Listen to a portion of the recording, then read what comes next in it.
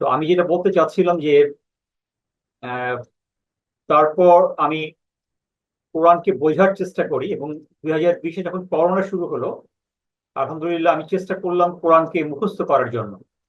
এবং গত প্রায় কিছুদিনের মধ্যে, গত 3-4 বছর, ইনফ্যাক্ট 6 মাসের মধ্যেই আমি কোরআনের 30 পারার 37টা সূরাই মুখস্থ করি, ওয়ার্ড বাই ওয়ার্ড মিনিং সহকারে, এবং এটার ব্যাপারে আমি গবেষণা শুরু করি।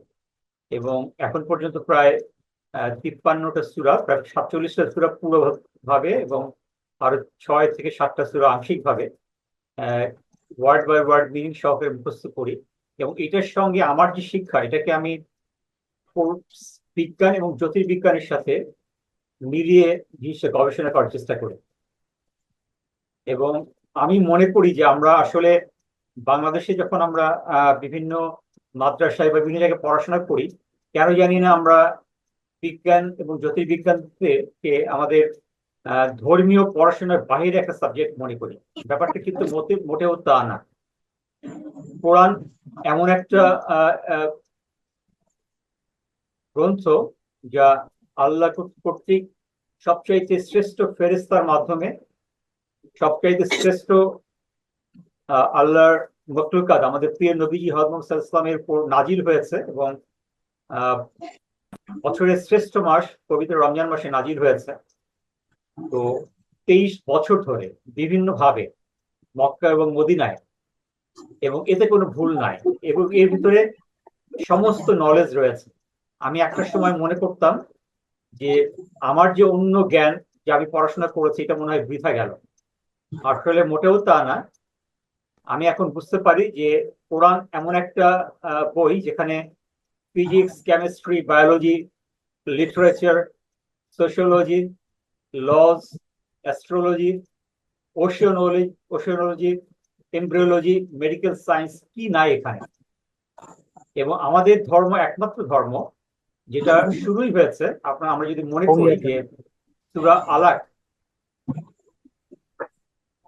যে প্রথম যে আমাদের যে আয়াতটা নাজিল হয়েছে, আমরা যদি খেয়াল করি, ইকরা বিসমি রাব্বিকাল্লাযী খালাক, খালাকাল ইনসানা মিন আলাক, ইকরা ওয়া রাব্বুকাল আকরাম আল্লাযী আল্লামা বিল কুরআন, কালাম আল্লামাল ইনসানা মা লাম ইয়ালাম। এবং শুরুই হয়েছে পড়ো, সৃষ্টিকর্তা আল্লাহ নামে। আমি যখন আল্লাহকে সৃষ্টিকর্তা হিসেবে জানছি, তখন একটু বোঝার ব্যাপার, সৃষ্টিকর্তা কি সৃষ্টি করেছেন। এখন যখন আমি যদি বিজ্ঞান এবং অন্যান্য পড়াশোনা না থাকে, তাহলে কিন্তু আমি আল্লাহর সৃষ্টিকে বুঝতে পারবো না। এবং সৃষ্টিকে না বুঝতে পারলে আসলে স্রষ্টার কাছে যাওয়া খুব কঠিন। আমরা জানি আল্লাহর 99টা নাম রয়েছে। এই নামের যে বিশেষত্ব এবং মাহাত্ম, আমরা যখন বলি আল্লাহ ইয়া আলিমু, ইয়া আজিজু, ইয়া জব্বারু, ইয়া রহমানু, আসলে আল্লাহ কত শক্তিশালী, ইয়া আজিজু, কত তার সার্বভৌমত্ব তার রয়েছে, বা কত উনি পরম করুণাময়, বা কত উনি জ্ঞানী, তা আসলে আল্লাহর সৃষ্টিকে যখন আমরা বুঝতে পারবো, তখনই সেটা আন্দাজ করতে পারবো।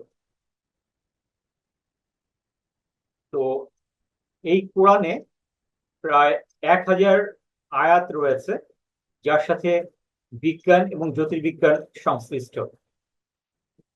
এবং আমাদের এই বর্তমান জ্ঞান বিজ্ঞানের মাধ্যমে এর 80% আমরা বুঝতে সক্ষম হয়েছি। এবং আল্লাহ আমাদেরকে অনুমতি দিয়েছেন জন্যই বুঝতে পেরেছি। এবং তাতে দেখা যাচ্ছে যে এটা 100% অ্যাকিউরেসি, অর্থাৎ যতটুকু বিজ্ঞান আবিষ্কার করেছে, যা 100% সঠিকভাবে পরিগণিত হয়েছে। যেমন আমরা ধরতে পারি যে আপনি পাশের যে ছবিটা আছে, যদি খেয়াল করেন, এখানে ক্লোজ ইউনিভার্স দেখা যাচ্ছে। তার মানে 100 বছর আগেও আইনস্টাইন যে ধারণা দিয়েছিলেন, উনি বলেছিলেন যে আমাদের ইউনিভার্সটা, আমাদের যে জগৎ সমূহ আছে, এই জগৎ সমূহ এটা নির্দিষ্টভাবে পরিবেষ্ট হয়ে আছে, অর্থাৎ ফিক্সড হয়ে আছে, এটা বাড়ছে না।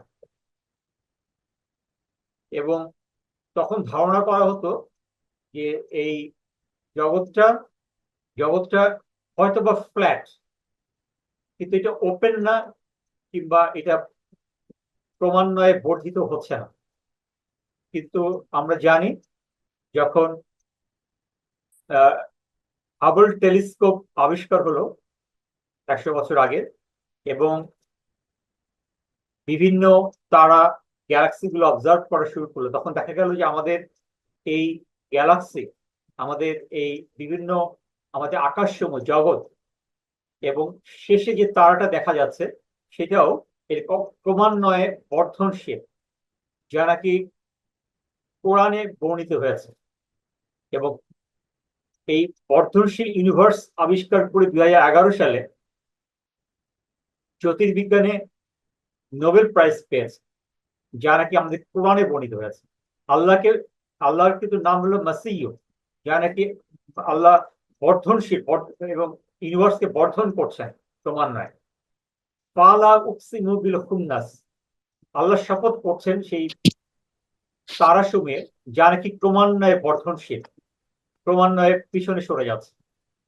তো এই ক্রমান্বয়ে বর্ধনশীল ইউনিভার্স যা নাকি বিজ্ঞান আবিষ্কার করেছে রিসেন্টলি, যেটা কোরআনে যা বিজ্ঞানীরা আবিষ্কার করেছেন রিসেন্টলি, যা নাকি কোরআনে বর্ণিত হয়েছে অনেক আগে। তো আমি এইটার ভিতরে প্রবেশ করার আগে আরেকটু ব্যাপারে বলতে চাই যে রিসার্চ মেথোডোলজি যেটা আমি অনুসরণ করেছি আমার এই পড়াশোনার ক্ষেত্রে। আমরা জানি যে কোনো ব্যাপারে গবেষণা করতে হলে একটা সাইন্টিফিক মেথড আছে, যে আমি যে জিনিস নিয়ে গবেষণা করতে চাই সেগুলোকে অর্গানাইজ করতে হবে, একটু প্ল্যানিং করে এগুলোকে বিশ্লেষণ করতে হবে এবং রিসার্চ কোয়েশ্চেন তৈরি করতে হবে। করে আমি আমার বর্তমান যে লিটারেচার গুলো আছে জ্ঞান বিজ্ঞানের, বিজ্ঞানীরা লিখেছেন বা বিভিন্ন লেখালেখি রয়েছে, সেখানে সেটার সাথে আমি যদি কম্পেয়ার করি, তুলনা করি, তাহলে আসলে কি কি জিনিস দেখতে পাবো এখানে, আমার নলেজ গ্যাপ কি আছে। তো আমার এই গবেষণাটা ছিল বেসিক্যালি এক্সপ্লোরেটরি এবং কোয়ালিটেটিভ রিসার্চ, যে আমি কোনো জিনিস বের করতে চাই, বুঝতে চাই। এখানে আমি দেখতে পাই যে আমরা যে পড়াশোনাগুলি নর্মালি করে থাকি আমাদের মাদ্রাসায় বা আমরা আমাদের পড়াশোনার মধ্যে, সেখানে জ্ঞান বিজ্ঞানের যে আবিষ্কারগুলো নাসা বা লেটেস্ট সায়েন্টিস্টরা করছেন, সেগুলোর সাথে আমরা কখনো সম্পর্ক বা রিলেট করি না। আবার একইভাবে বিজ্ঞানীরা যে আবিষ্কার করছেন, তারা কিন্তু কোরআনের সাথে এই জিনিসগুলো কখনোই মেলানোর চেষ্টা করেন। তো এখানে অনেক পার্থক্য দেখা যায়। তো আমি সেই জিনিসগুলোই বোঝার চেষ্টা করি, এবং সেটার মাধ্যমেই আমি আমার রিসার্চ অবজেক্টিভ ঠিক করি। এখানে আমি চেষ্টা করি, প্রথম অবজেক্টিভ যেটা এখানে দেওয়া আছে, যে রিভিউ এবং analyse as to how the scientific references are quoted in the Quran. আমি একটু বোঝার চেষ্টা করি যে আমাদের পবিত্র কোরআনে যে বিজ্ঞান সম্বন্ধীয় যে আয়াতগুলো রয়েছে, এগুলো আয়াতগুলো কি ধরনের, এর মধ্যে যে ম্যাগনানিমিটি এবং সুপ্রেমেসি, আল্লাহ যে একত্ব এবং শ্রেষ্ঠত্ব যে মেসেজ গুলো দেওয়া আছে, এগুলো কিভাবে দেওয়া আছে, এগুলো আমি একটু বোঝার চেষ্টা করি। এবং সেখান থেকে আমি আমার নতুন জ্ঞান ধারণ করার চেষ্টা করি। 3 নম্বরে যেটা দেওয়া আছে, to know the details of the creation of the universe to big bang, nova, supernova, neutron star, nebula, stars, galaxies, আমাদের পৃথিবী, এবং যে বিভিন্ন ধরনের যে 7টা আসমান রয়েছে, এগুলো কিভাবে সৃষ্টি হয়েছে, এই আঙ্গিকগুলো আমি বোঝার চেষ্টা করি, যেগুলো আমি পরবর্তীতে আরো বিস্তারিত ভাবে আমি আমার ক্লাসগুলোতে কভার করবো। এখানে আমি বড়ভাবে একটু বলার চেষ্টা করছি যে আমার এই গবেষণার অবজেক্টিভ কি আছে এবং কোন জিনিসগুলো আমি বের করার চেষ্টা করেছি। এবং এগুলোর সাথে আমি যখন কোরআনকে তুলনা করলাম, দেখার চেষ্টা করলাম, সেটার মধ্যে আমি আল্লাহর যে শ্রেষ্ঠত্ব, যে এটা স্যার মাংস আছে সেগুলো ফেলে দিচ্ছ কেন কারণ আমি সেটার মাধ্যমে আল্লাহর শ্রেষ্ঠত্ব এবং একত্বটা আরো ভালোভাবে বুঝতে পারছিলাম। এবং আমি 4 নম্বরে যে অবজেক্টিভটা দেওয়া আছে, to evaluate and understand creation of cosmos and happening in the day of judgment. আমাদের এই কসমোস বলতে বোঝাচ্ছে যে আমাদের যে আল্লাহ প্রদত্ত যে বড় বড় সৃষ্টিগুলো রয়েছে, কসমোলজিক্যাল যে জ্যোতির্বিজ্ঞানের সৃষ্টিগুলো রয়েছে, সেটার সাথে মিলিয়ে আমাদের যে আমরা জানি যে আমাদের কিয়ামত হবে, দ্য ডে অফ জাজমেন্ট, যখন কিয়ামত সংঘটিত হবে বিভিন্ন ঘটনাগুলো কিভাবে ঘটবে, কি ধরনের ইন্ডিকেশন দেওয়া আছে, সেগুলোর সাথে আমি রিলেট করার চেষ্টা করি, যেখানে অনেক কিছুই বিজ্ঞানের সাথে মিলে যায়। এবং আল্লাহ যে কি বিশাল প্ল্যানার, উনি যে পরিকল্পনাবিদ, সর্বকালের সর্বশ্রেষ্ঠ পরিকল্পনাবিদ, এবং উনি আল্লাহ যে সুন্দরভাবে এগুলো আমাদের সামনে উপস্থাপন করেছেন, সেগুলো আমি বোঝার চেষ্টা করি। এবং আমি 5 নম্বর যে আমার অবজেক্টিভটা আছে যে to get clear idea of quantum physics, the attosecond science or subatomic world, যেটা নাকি হচ্ছে আমরা যদি আহ, ছোট পরিসরে চিন্তা করি যে আমাদের এই পৃথিবীতে যে ধুলা বালুর পরিমাণ রয়েছে, এই বালুর মধ্যে কি আছে, অণু পরমাণু, এই পরমাণুর মধ্যে কি আছে, ইলেকট্রন প্রোটন, এবং সেখানে কিন্তু আরেকটা একটা জগৎ আছে, এটাকে বলে sub atomic world, quantum physics. এই জগৎটা আসলে চিন্তাই করা যায় না। আমরা কি কখনো চিন্তা করেছি যে একটা বালু কণার মধ্যে যে পরিমাণ ইলেকট্রন বা কোয়ার্ক, কোয়ার্কটা বলা হয় smallest particle, the building blocks of the universe, মানে আমাদের এই এই এই সৌরজগৎ, আমাদের এই সৃষ্টি জগৎ সৃষ্টির ক্ষুদ্রতম জিনিস। একটা বালু কণার মধ্যে যে পরিমাণ কোয়ার্কস পার্টিকেল রয়েছে, একজন মানুষ তার জীবদ্দশায় গড়েও শেষ করতে পারবেন। তাহলে এই যে এই বিশাল পাওয়ার প্যাক একটা বালু কণার মধ্যে কে ঢুকালেন, কে প্রবেশ করালেন, কিভাবে প্রবেশ করালেন? আমরা বিগ ব্যাং এর কথা জানি, তো এই জিনিসগুলো আরো বড় পরিসরে পরবর্তীতে আমি জানার চেষ্টা করি।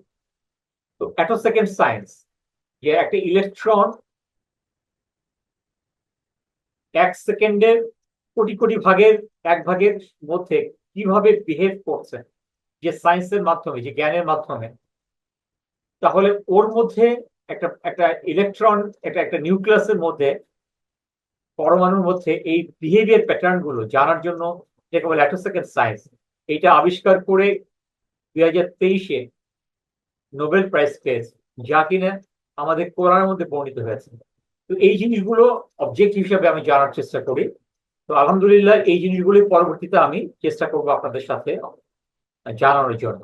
তো আমার এইম অফ দিস ক্লাস, বা আমার যে সামনে কোর্সটা আছে, যে আমি আল্লাহর যে আনলিমিটেড মাইট, ম্যাজেস্টি এবং সুপ্রিমেসি, তাওহীদের যে বাণীটা, আল্লাহর একত্ব এবং শ্রেষ্ঠত্ব, সেই বাণীটাকে পবিত্র কোরআন, বিজ্ঞান এবং জ্যোতির্বিজ্ঞানের মাধ্যমে আপনাদের সামনে উপস্থিত করার চেষ্টা করব। আমরা আহ, এই 10টার মধ্যে ইনশাল্লাহ আমাদের ক্লাস শেষ করব, এবং পরবর্তীতে 20টা ক্লাসের মাধ্যমে আমরা আমাদের ক্লাসের সঙ্গে আমাদের ক্লাসগুলো জানার চেষ্টা করব। আমি চেষ্টা করব যে 9টা 50-এর মধ্যে ক্লাসটা শেষ করার জন্য, এবং যাতে আমরা লাস্টে 5-10 মিনিট একটু নিজেদের মধ্যে আলোচনা করতে পারি, এবং আপনাদের যদি কোনো প্রশ্ন থাকে সেই প্রশ্নের উত্তর দেওয়ার চেষ্টা করব। আপনারা হয়তো খেয়াল করে থাকবেন যে এই কোর্সে 2টা ক্লাস টেস্টের প্ল্যান পরিকল্পনা করা হয়েছে, বা ফাইনাল একটা পরীক্ষার পরিকল্পনা করা হয়েছে। আমি আপনাদের রিকোয়েস্ট করব এটা নিয়ে আপনারা প্লিজ ঘাবড়াবেন না, এটা পরীক্ষা তেমন কিছুই না, আমরা নিজেরা একটু আলোচনা করে নিব স্বাভাবিকভাবেই, এটা নিয়ে চিন্তার কোনো কারণ নেই। তো এটা আসলে কোর্সের একটা স্বাভাবিক পদ্ধতি হিসেবেই রাখা আছে। তো আমরা আসলে চেষ্টা করব আমাদের জানার মাধ্যমে নিজের ইমানটাকে বৃদ্ধি করাটাই হচ্ছে আসলে আমার প্রকৃত উদ্দেশ্য। আমি এই গবেষণার ক্ষেত্রে যে বইগুলো অনুসরণ করেছি, আপনারা তো খেয়াল করেছেন, আমাদের একটা হোয়াটসঅ্যাপ গ্রুপ করা হয়েছে। আমি আপনাদের সবাইকে রিকোয়েস্ট করব যে আপনারা নিজেদের কাইন্ডলি রেজিস্ট্রেশন করবেন, এবং আপনাদের তথ্যগুলো আমাদেরকে দিবেন, এবং আমার মোবাইল নাম্বারটাও দেওয়া আছে এই স্লাইডের মধ্যে। আমাকে আপনাদের মোবাইল নাম্বারটা এবং নাম, কোথা থেকে আপনি অংশগ্রহণ করছেন জানাবেন। আমরা হোয়াটসঅ্যাপ গ্রুপ খুলেছি, সেখানে আমি অলরেডি গত 3-4 দিন আগে আমার ক্লাসের প্রেজেন্টেশনটা এবং কোর্স আউটলাইনটা শেয়ার করেছি। তো আপনারা যদি আগেই কোর্স আউটলাইনটা শেয়ার করেন, আমি শেয়ার করি, তাহলে আপনারা সেটা আগেই পড়তে পারবেন, দেখতে পারবেন। সেক্ষেত্রে যেটা হবে, আমরা কোর্সে ভালোভাবে আমাদের তথ্যগুলো বুঝতে পারবো। তো এখানে যে বইয়ের রেফারেন্স গুলো দেওয়া আছে, the Bible, Quran science by doctor Maurice Bucaille, brief history of time by Stephen Hawkins, astrophysics for people in a hurry by nail degrees Tyson, ইনি হচ্ছেন নাসার একজন নামকরা বিজ্ঞানী। পিস টিভি এবং Islamic TV lecture doctor Zakir Naik দিয়েছেন, এইটাও আমি পড়াশোনা করার চেষ্টা করেছি। সায়েন্স ইন আল কোরআন, এটি ইসলামিক ফাউন্ডেশন অফ বাংলাদেশ, তারা ডক্টর এম শামশের আলী উনি চেয়ারম্যান হিসাবে 8 জন একটা বোর্ড করে এই বইটা লিখেছেন। অত্যন্ত সুন্দর একটা বই, সায়েন্স ইন কোরআন। কোরআনের মধ্যে যে বিজ্ঞানের যে বিভিন্ন বার্তাগুলো দেওয়া আছে এগুলো বিশ্লেষণ করা হয়েছে। এটা খুব সুন্দরভাবে আসলে আল্লাহর যে শ্রেষ্ঠত্ব বোঝা যায়, তখন এমনি আসলে আল্লাহর কাছে আমাদের মাথা নত হয়ে যাবে। তো এখানে সুন্দরভাবে আছে, এই বইটা আমি পড়ার চেষ্টা করেছি, ফলো করার চেষ্টা করেছি। The Quran and modern science comparable or incomparable by doctor Zakir Naik, এটাও আমি পড়াবার চেষ্টা করেছি। এছাড়া আমি অনেকগুলো আর্টিকেল নাসার বিভিন্ন বিজ্ঞানীদের এবং অন্যান্য বিভিন্ন বিজ্ঞানীদের বিভিন্ন দেশের বিভিন্ন আর্টিকেল গুলো আছে, এগুলো আমি কনসাল্ট করে পড়ার চেষ্টা করেছি। সবগুলো আর্টিকেল এখানে দেই নাই, কিছু আর্টিকেলের নাম দেওয়া আছে এখানে। তো আমি এই কোর্স আউটলাইনে যে জিনিসগুলো আমরা শেখার চেষ্টা করবো সেগুলো এখানে দেওয়া আছে। যে আমরা চেষ্টা করবো যে কোরআন বিজ্ঞান এবং জ্যোতির্বিজ্ঞানের আলোকে আল্লাহর যে অপরিসীম ক্ষমতা এবং পরাক্রমতা আছে এগুলো আমরা দেখার চেষ্টা করব। এই কোরআনের মধ্যে যে 1 থেকে 5 পারার মধ্যে কোন কোন আয়াতগুলো আছে, 6 থেকে 10 পারার মধ্যে কোন কোন আয়াতগুলো আছে, হ্যাঁ, 11 থেকে 15 পারা, 16 থেকে 20 পারা, 21 থেকে 25 পারা, 26 থেকে 30 পারা, মোটামুটি সবগুলো আমার একখানে একটা ফাইলেই আছে। এগুলো আমি বিভিন্ন সময় যখন কথাগুলো বলবো সেখানেও রেফারেন্স গুলো আপনাদের সামনে হাজির করব। প্লাস যখন আমাদের ক্লাসের মধ্যে যখন আমাদের গ্যাপ থাকবে তখন এই তথ্যগুলো সামনে উপস্থাপন করার চেষ্টা করব।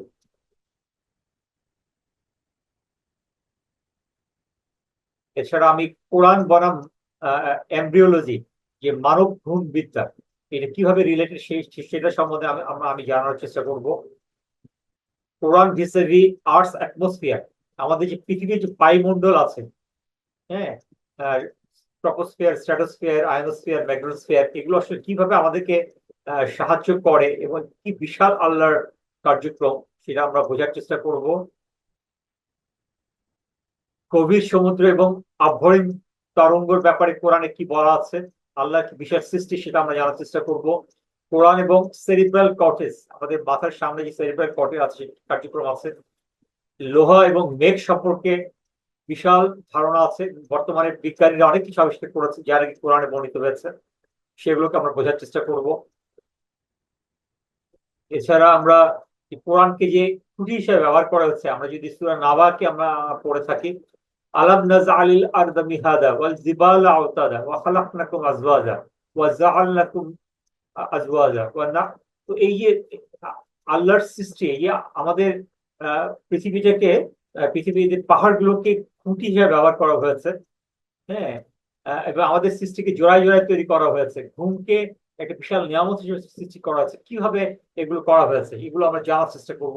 পাহাড়, চলন্ত পাহাড় কিভাবে আমাদেরকে সাপোর্ট দিচ্ছে এবং স্ট্যাবিলিটিকে, হ্যাঁ, ভূমিকম্পের যে ব্যাপারগুলো আছে কিভাবে আমাদের সৃষ্টির সাথে রিলেট করছে, টেকটনিক প্লেট, সমুদ্রের অন্ধকার, তরঙ্গ, এই জিনিসগুলো কোরআনে বর্ণনা করা হয়েছে এবং এগুলো বিশালভাবে বর্তমান জামার কোরআনের বিজ্ঞানীরা এগুলো আবিষ্কার সক্ষম হয়েছে। এগুলো আমরা জানার চেষ্টা করব।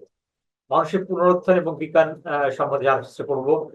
সমুদ্র এবং নদীর বিভাজন আমরা জানি বিভিন্ন জায়গায় আছে, স্পেশালি আমরা অনেকেই রহমানে এটা আমরা জেনেছি, অনেকে আমরা পড়েছি। মারাজ আল বাহরাইন ইয়ালতাকিয়ান বাইনাহুমা বারযাখুল লা ইয়াবগিয়ান, হ্যাঁ, যে এই পর্দাটা কেউ অতিক্রম করতে পারছে না, দুটো কোট সমুদ্রে এসে এককালে মিলিত হয়েছে। এই যে পর্দাটা কিভাবে দেওয়া হলো, কি আছে এর মধ্যে, এগুলো আমরা কোথায় কিভাবে আছে এগুলো আমরা বিস্তারিত পরিসরে জানার চেষ্টা করবো। টাইম ডাইলেশন বা সময় সম্প্রসারণ, সময় সংকোচন, হ্যাঁ, যে মহান আল্লাহ তাআলা ওনার নবীজিকে, আমাদের প্রিয় নবীজিকে যে মেরাজে নিয়ে গেলেন, কিভাবে এটা সম্ভব হলো, হ্যাঁ, এটা আমরা বোঝার চেষ্টা করবো বিস্তারিত ভাবে। এছাড়া আমরা দিবারাত্রির পরিবর্তন, সূর্য, পৃথিবী, চন্দ্রের গতিপথ, লুনার ইয়ার, জর্জিয়ান ইয়ার, এগুলো আমরা বোঝার চেষ্টা করব। মাধ্যাকর্ষণ শক্তি, অরবিটাল মুভমেন্ট, হ্যাঁ, পৃথিবীর যে গোলাকার, হ্যাঁ, এটা কিভাবে এইগুলো হচ্ছে। হ্যাঁ, বায়ুমণ্ডলে বিভিন্ন স্তর সমূহ আছে, এগুলো আমরা বোঝার চেষ্টা করব। আল্লাহ যে এই ভ্যান ভ্যান অ্যালেন বেল্ট কে তৈরি করে, হ্যাঁ, এই যে পৃথিবীর বাইরে বাহিরে যে ম্যাগনেটোস্ফিয়ার আয়নোস্ফিয়ার প্রায় 1000 কিলোমিটার জুড়ে পুরো পৃথিবীর এই গ্রহের চারিদিকে যে বিস্তৃত, অন্য কোনো গ্রহে কিন্তু নাই। হ্যাঁ, তো সেটাকে ছাদ হিসাবে আল্লাহ তৈরি করেছেন আমাদের জন্য, সেটা কিভাবে কাজ করছে এগুলো আমরা জানার চেষ্টা করব। হ্যাঁ, কোরআন পাখি মৌমাছির জীবন সম্পর্কে কিভাবে বলেছে সেগুলো কিভাবে কাজ করে দেওয়ার চেষ্টা করব। কোরআন ভূগর্ভস্থ কাঠামো নিয়ে বোঝার চেষ্টা করব। হ্যাঁ, রোমানদের জয় সম্পর্কে কোরআনে বাণী দেওয়া আছে, সেগুলো আমরা বোঝার চেষ্টা করব। আল্লাহর সৃষ্টি বিশালতা নিয়ে আমরা জানার চেষ্টা করব। আল্লাহ আর্শ সম্পর্কে যে মাল্টিপল মাল্টিপল ইউনিভার্স সম্পর্কে যেটা বলা আছে, জগতের সময়ের সূচনা কিভাবে হলো, যে টাইম কিভাবে, টাইম আল্লাহ একটা বিশাল সৃষ্টি, টাইম স্পেস ফেব্রিক, যেটা আইনস্টাইন বলেছে, যা নাকি কোরআনে বর্ণিত হয়েছে। হ্যাঁ, জেমস এর টেলিস্কোপ যে যে আবিষ্কার এখন করছে, হ্যাঁ, যা নাকি কোরআনে বর্ণিত হয়েছে 1360 কোটি বছর আগে, যে যে কথা বলছে যে সমস্ত সৃষ্টিটা একটা জায়গায় ছিল, যেখান থেকে যাত্রা শুরু করেছে বিগ ব্যাং এর মাধ্যমে, যা নাকি 1360 কোটি বছর আগে যে সিএমবি, হ্যাঁ, কসমোলজিক্যাল মাইক্রোওয়েভ ব্যাকগ্রাউন্ড, যেটা আমরা জানতে পারছি এই জেমস ওয়েব টেলিস্কোপের মাধ্যমে, যা নাকি কোরআনে বর্ণিত, যেগুলো আমরা বিস্তারিত জানার চেষ্টা করব। তার প্রথম সৃষ্টি প্রাথমিক অবস্থায়। আপনারা কাইন্ডলি নিজেদের মধ্যে যদি কথা না বলেন, আমি পরের দিকে আপনাদের সময় দিব, আপনাদের কোনো বোঝার জন্য কোয়েশ্চেন থাকলে আমরা এগুলো আলোচনা করবো ইনশাআল্লাহ। আমি বড় পরিসরে সামনের দিকে কি আলাপ করবো কিন্তু আপনাদেরকে টাচ দেওয়ার চেষ্টা করছি। সাত আসমান সম্পর্কে আমরা জানার চেষ্টা করবো, নক্ষত্র ছায়াপথ সম্পর্কে জানার চেষ্টা করবো, সাত জমিন, যে মাটির নিচে যে 7টা স্তর রয়েছে, এগুলো কিভাবে কাজ করছে, কোরআনে কিভাবে বর্ণিত হয়েছে। কি বিশাল সৃষ্টি, চিন্তাই করা যায় না। মিল্কি ওয়ে, অ্যান্ড্রোমিডা গ্যালাক্সি, কোয়াজার, হ্যাঁ, এগুলো আমরা জানার চেষ্টা করব।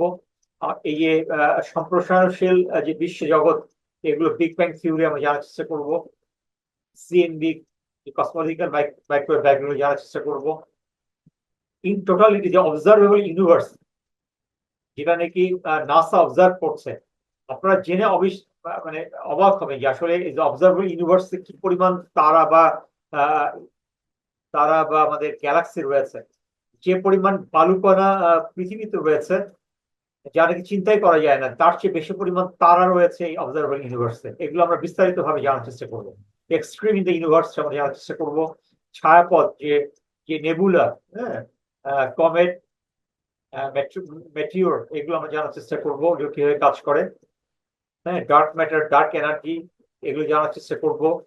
মহাকর্ষীয় লেন্সিং, যেটা, হ্যাঁ, গ্র্যাভিটেশনাল লেন্সিং এর মাধ্যমে কিভাবে কাজ করছে, এগুলো আমরা জানার চেষ্টা করবো। জমিনে বিছানা তৈরি করা হয়েছে, হ্যাঁ, যে পৃথিবীর চুম্বক অরোরা কিভাবে তৈরি হয়, হ্যাঁ, এগুলো আমরা জানার চেষ্টা করি। আমরা সুপারনোভা, রেডশিফট, নিউট্রন স্টার, গ্রহাণু, ধূমকেতু, এগুলো জানার চেষ্টা করব।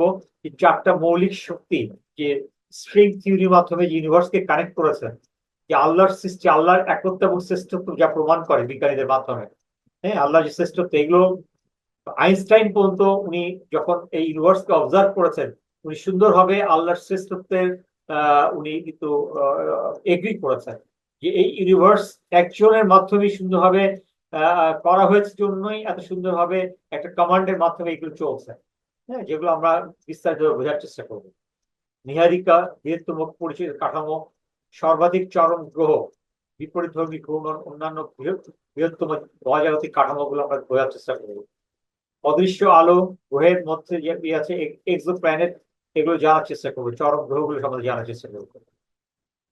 যে স্পেশাল টাইম রিলেটিভিটি যেটা আছে, টাইম ডাইলেশন, ওয়ার্ম হোলস, হ্যাঁ, আমরা যেটা আর্শের কথা জানি, আমরা আল্লাহর থ্রোন, এটা সম্বন্ধে জানার চেষ্টা করবো। ক্যালকুলেশন অফ থ্রোন টাইম, যে আল্লাহ যে যে আর্শের যে সময়ের কথা বলা হয়েছে, সেগুলো জানার চেষ্টা করবো। যে যে জাজমেন্ট দেবেন, যে আমাদের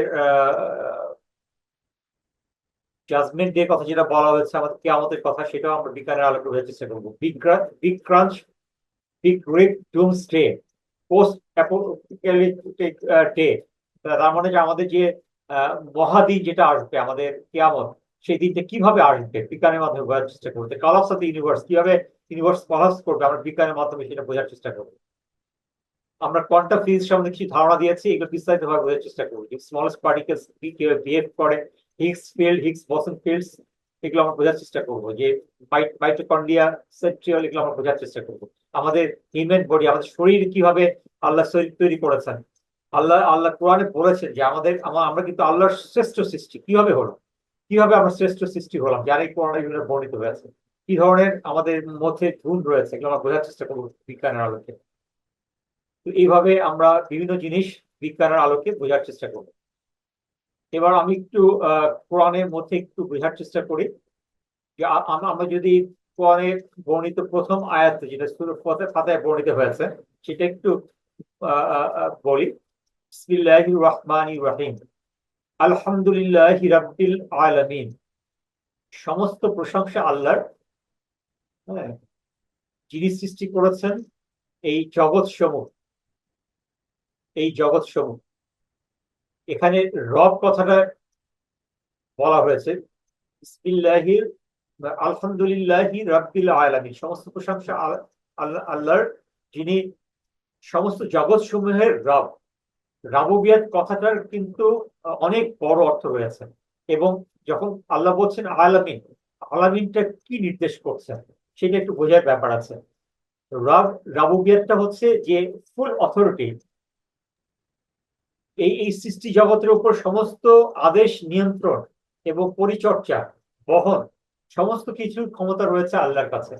এই তাদেরকে পরিষেবা করা, বর্ধন করা, ডেভেলপমেন্ট করা, হ্যাঁ, শুরু থেকে শেষ পর্যন্ত এইটার সমস্ত কিছুর দায়িত্ব কিন্তু আল্লাহর। সেটা হচ্ছে রাবুবিয়াত। আপনি একটা গাড়ির মালিক হতে পারবেন কিন্তু রাব হতে পারবেন।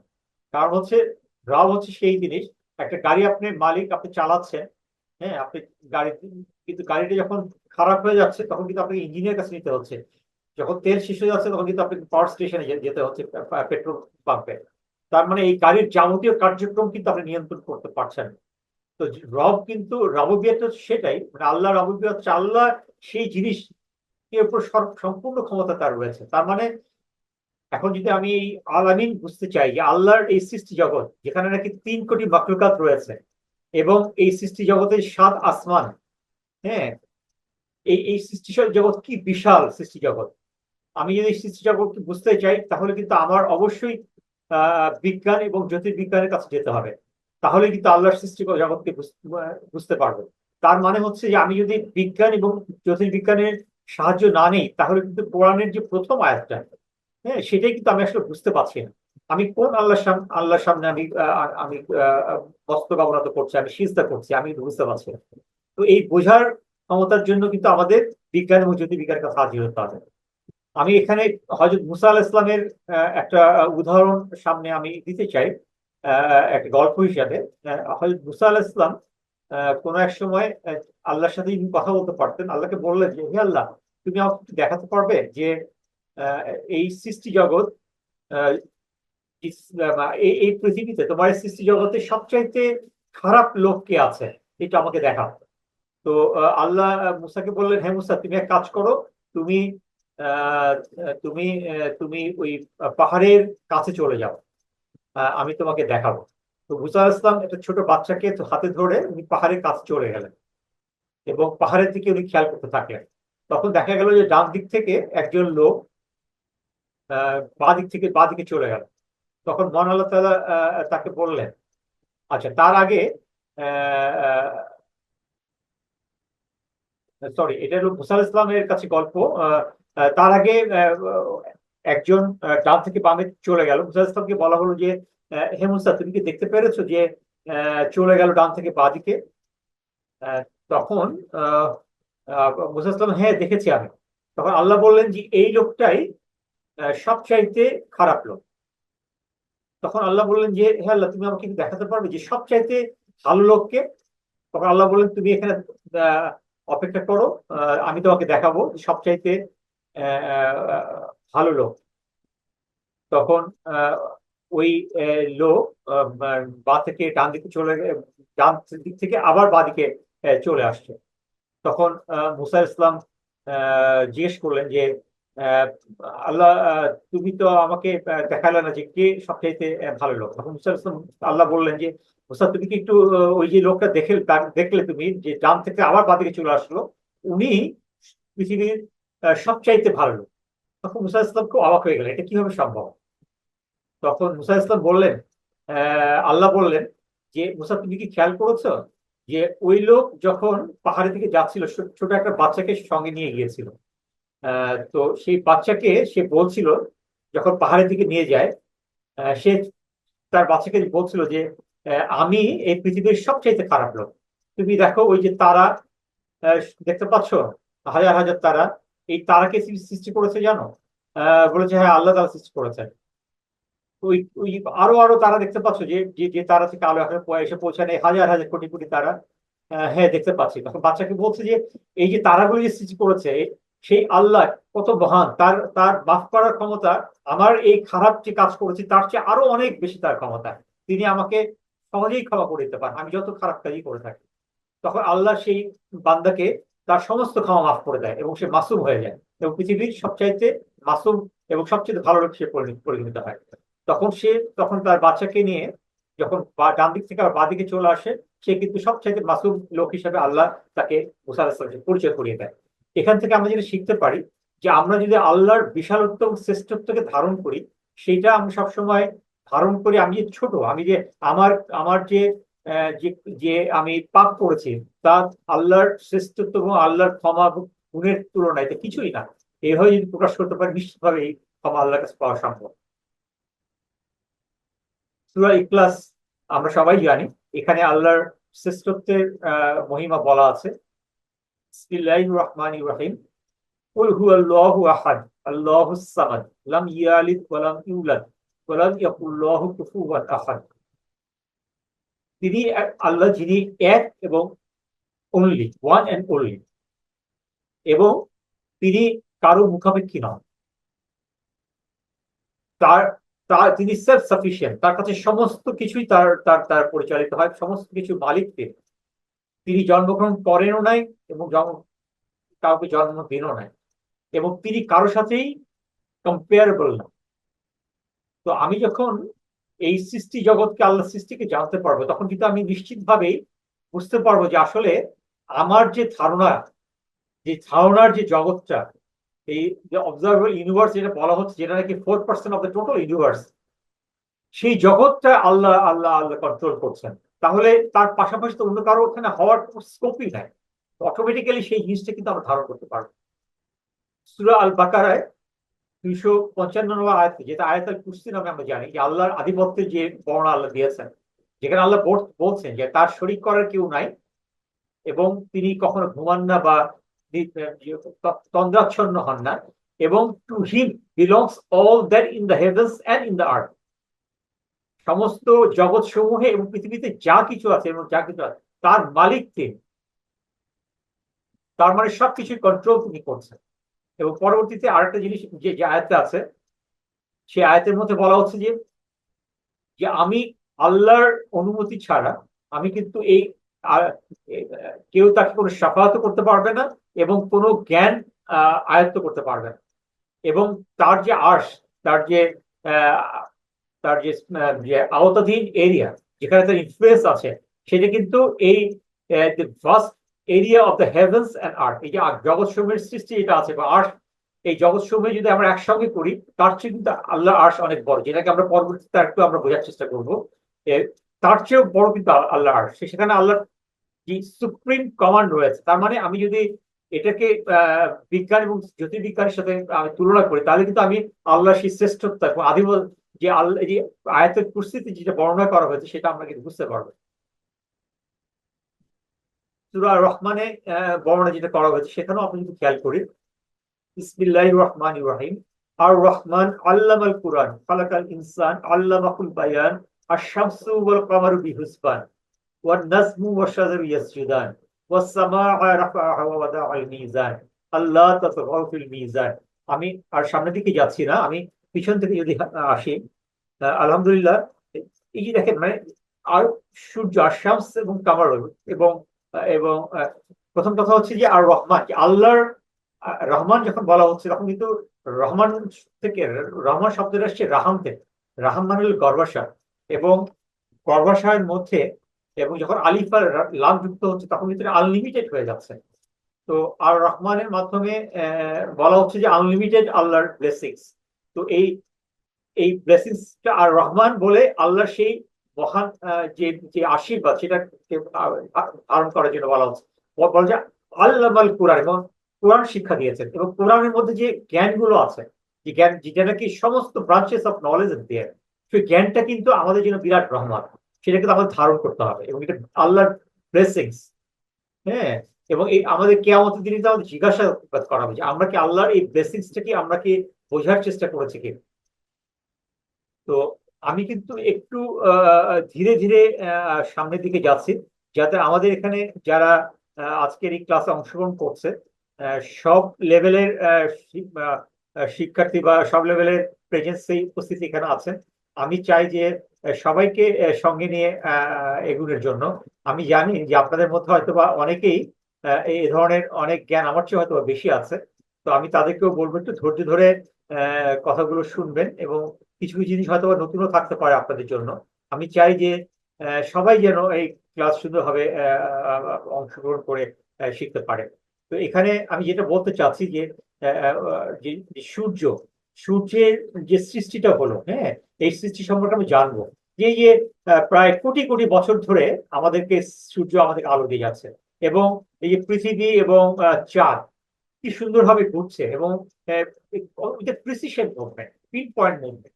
হ্যাঁ, তো এই যে সূর্যটা যে একটা চক্কর দিয়ে আসছে তার একটা সেন্টার অফ এক্সিসের উপরে, এবং পৃথিবী যে 365 দিন 6 ঘন্টা পরে ঘুরে একই জায়গায় চলে আসছে। হ্যাঁ, এবং আহ, আহ, এই চাঁদটা যে পৃথিবীকে কেন্দ্র করে ঘুরছে, এবং পৃথিবী চাঁদ সহকারে সূর্যের চারিদিকে ঘুরছে। কি সুন্দর এই মুভমেন্টটা! এটা আমরা যদি সাইন্টিফিক ওয়েতে দেখি, এটা চিন্তাই করা যায় না। এবং চাঁদকে আল্লাহ যেভাবে প্লেস করেছেন, এখানে পৃথিবী থেকে চাঁদকে প্লেস করেছেন 5 ডিগ্রি অ্যাঙ্গেল, যেটা আমরা পরবর্তীতে বোঝার চেষ্টা করব। এবং পৃথিবী চাঁদটা যেভাবে ঘুরছে, হ্যাঁ, এবং এই যে বিভিন্ন ধরনের যে কসমোলজিক্যাল ওয়েস্ট বা ডেব্রিজ আছে এই আসমানের মধ্যে, যেগুলোকে আহ, যেগুলোকে মানে কেটে কেটে, মানে একটা আহ, একজন কৃষক যখন তার জমি চাষ করে লাঙ্গল দিয়ে, সে কিন্তু মাটিগুলোকে কেটে কেটে তারপর কিন্তু তার লাঙ্গলটা সামনের দিকে নিয়ে যায়। এই পৃথিবী কিন্তু যখন সূর্যের তার চারিদিকে ঘুরছে, সেইভাবে কিন্তু সে এই বিভিন্ন ধরনের কসমোলজিক্যাল যে ওয়েস্ট গুলো আছে, যে জঞ্জাল গুলো আছে, হ্যাঁ, মেটিওর, নেবুলা, বিভিন্ন কসমোলজিক্যাল যে এলিমেন্ট গুলো আছে, এগুলো কিন্তু কেটে কেটে কেটে কেটে তারপর কিন্তু ঘুরে আসে। এবং এটা কিন্তু বিভিন্ন ধরনের মুভমেন্ট আছে। আমরা যে এই পৃথিবীটা কিন্তু 24 ঘন্টায় যে আমাদের দিকে, আমাদের চারিদিকে ঘুরে আসছে, 40,000+ কিলোমিটার ঘুরছে, যেখানে নাকি প্রতি সেকেন্ডে 3,000 কিলোমিটার বেগে আমরা ঘুরছি, আমরা তো বুঝতে পারছি। এবং পৃথিবী যখন সূর্যের চারিদিকে ঘুরছে, প্রতি ঘন্টায় 1,00,000 কিলোমিটার বেগে ঘুরছে। হ্যাঁ, এবং সূর্য যখন গ্যালাক্সি, এই যে মিল্কি গ্যালাক্সির চারিদিকে ঘুরছে প্রায় 8,00,000 কিলোমিটার বেগে, তাহলে আমরা কিভাবে স্টেবল থাকছি, এটা চিন্তা করা যায়? তো এটা তো আসলে বিশাল ব্যাপার। তো এই জিনিসগুলো আসলে আমরা যদি বিজ্ঞানের সাথে মিলিয়ে না বোঝার চেষ্টা করি, তাহলে কিন্তু আমরা আসলে সূরা আর রহমানে যে কথাগুলো বলা আছে, আল্লাহর যে বিশাল ব্লেসিংস, হ্যাঁ, সেটা কিন্তু বোঝা যাবে না। এবং এই যে 7 নম্বর আয়াতে যে বলা আছে যে ওয়াল আরদা ওয়াদা আহলিল আনাম, হ্যাঁ, আল্লাহ যে পৃথিবীকে স্থাপন করেছেন এমন ভাবে, যার কারণে কিন্তু এই ফল মূল শাকসবজি, আমাদের লিভেবল যে আমাদের ইউনিভার্স, আমরা কিন্তু বসবাস করতে পারছি। এখান থেকে পৃথিবীটা এই যে 9,30,00,000 কিলোমিটার বা 15 কোটি, 9,30,00,000 মাইল বা 15 কোটি কিলোমিটার দূরে যে পৃথিবীকে স্থাপন করা হয়েছে, যেই কারণেই কিন্তু এখানে আইডিয়াল একটা অ্যাটমসফিয়ার বিরাজ করছে, বা আমাদের আবহাওয়াটা কিন্তু মানুষের জীবজগতে বেঁচে থাকার জন্য আইডিয়াল। এটা যদি 50 কিলোমিটার দূরে থাকতো, তাহলে কিন্তু গরমে আমরা বাঁচতে পারতাম না। যদি 50 কিলোমিটার, 40 50 কিছুটা কাছে যেত, সরি দূরে যেত, তাহলে কিন্তু ঠান্ডায় আমরা বাঁচতে পারতাম না। আর যদি কাছে যেত তাহলে কিন্তু আমরা গরমে টেম্পারেচার এত হাই হতো, তা আমরা কিন্তু বাঁচতে পারতাম না, কোনো ফল মূল শাকসবজি এগুলো কিন্তু কিছুই হতো না। হ্যাঁ, তো এই যে জিনিসগুলো আমরা যদি এটাকে বিজ্ঞানের আঙ্গিকে পরবর্তীতে আরো ডিটেলস আমি আলোচনা করব। তারপরে যে বলা হয়েছে যে রাব্বুল মাশরিকাইনি ওয়াল মাগরিবাইন, যে আল্লাহ আহ, আহ, দুইটা পূর্ব এবং দুইটা পশ্চিমের প্রভু। হ্যাঁ, এটাকে আমরা বিজ্ঞানের আলোকে আমরা বোঝার চেষ্টা করব। এছাড়া বলা হয়েছে যে মারাজাল বাহরাইনি ইয়ালতাকিয়ান বাইনাহুমা বারযাখুল লা ইয়াবগিয়ান। হ্যাঁ, এই যে আমি দুইটা সমুদ্র প্রবাহিত করি নাই, এবং আমি এদের মধ্যে পর্দা রেখেছি। পর্দাটা কিভাবে হলো? এই একটা সমুদ্র আর ক্রস করতে পারছে না। হ্যাঁ, এখানে যে লবণাক্ত করে রাখা হয়েছে, হ্যাঁ, এটা ডেন্সিটি কিভাবে এটা মেনটেন করছে, এবং এর মধ্যে কিন্তু তারপরেও বিভিন্ন ধরনের কিন্তু রত্ন ভান্ডার কিন্তু সমুদ্রে রয়েছে, এবং আল্লাহ সেগুলো বিস্তারিত করে রেখেছে, যা কোরআনে বর্ণিত হয়েছে। তো এই ধরনের অনেক কিছুই আছে, আমরা জানতে পারবো। আমি 50 মিনিটের কাছাকাছি চলে এসেছি। আমি এখন একটা ভিডিওর কিছুক্ষণ দেখিয়ে তারপরে আপনাদের সাথে কোয়েশ্চেন সেশনে আমি যাব। আপনাদের যদি কোনো, আমার বেশ কিছু স্লাইড রয়ে গেল, যেটা নাকি আমি আহ, পরবর্তীতে পরবর্তীতে ক্লাসে আমি কভার করব। আমি এখন আমি এই প্রেজেন্টেশন স্লাইডটা অফ করে আমার একটা ভিডিও আমি একটু দেখাবো। আপনার কি শেয়ারটা দেখতে পাচ্ছেন? দেখার কোনো সমস্যা হচ্ছে না তো, তাই না? কেউ কি বলবেন? জি স্যার, দেখা যাচ্ছে কিন্তু। ওকে, জি। বাই। জি। এখন কি এই ভিডিওটা দেখা যাচ্ছে? জি জি, চলে আসছে। এই ভিডিওটা আমি কোর্স আউটলাইন যে পাঠিয়েছিলাম হোয়াটসঅ্যাপ গ্রুপে, অনেক হয়তো দেখেছেন। আমি এইটা মাঝে মাঝে থামাবো, এবং আমি একটু হালকা করে বলার চেষ্টা করব। এটা এইটা প্রথমে যেটা দেখানো হলো, এই পৃথিবীটাকে কোথায় আছি আমরা সেটাকে দেখানো হচ্ছে, সেটার সাথে রিলেট করে অন্য জিনিসগুলো বলা হচ্ছে। আমি একটু থেমে থেমে একটু হালকা করে টাচ দিব, এবং এই ভিডিওটা পরবর্তীতেও আমরা বারবার দেখব, কারণ এটা আসলে একবার দেখে বোঝা যাবে না। এবং এটা আমি হোয়াটসঅ্যাপ গ্রুপে শেয়ার করেছি। আমি একটু রিকোয়েস্ট করব হোয়াটসঅ্যাপ গ্রুপে আপনার মেম্বার হয়ে যান, যাতে আপনার পরবর্তীতে আমার সবগুলো প্রেজেন্টেশন ক্লাস এবং পরবর্তীতে আমার ক্লাসটা আমি একুএস ভিশন এবং আপনাদেরকে আমি শেয়ার করবো ইনশাআল্লাহ। আমি এটা রেকর্ড করছি আমাদের ক্লাসটা।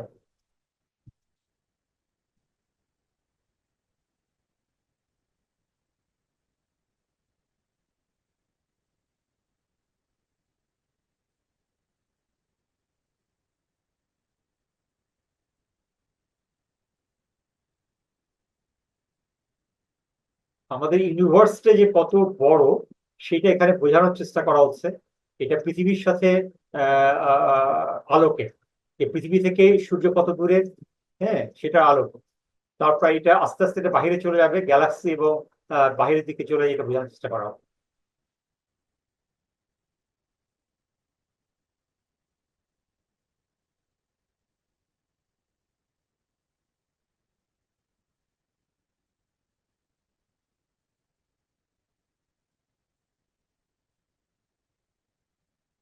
আমি যদি একটা গাড়ি নিয়ে এই পৃথিবী থেকে সূর্যের দিকে যাত্রা শুরু করি, 160 কিলোমিটার পার সেকেন্ড যাওয়া শুরু করি, তাহলে অ্যাটলিস্ট 160 বছর লাগবে পৌঁছেতে সূর্যতে। তাহলে সূর্য কত দূরে একটু বোঝার চেষ্টা করেন।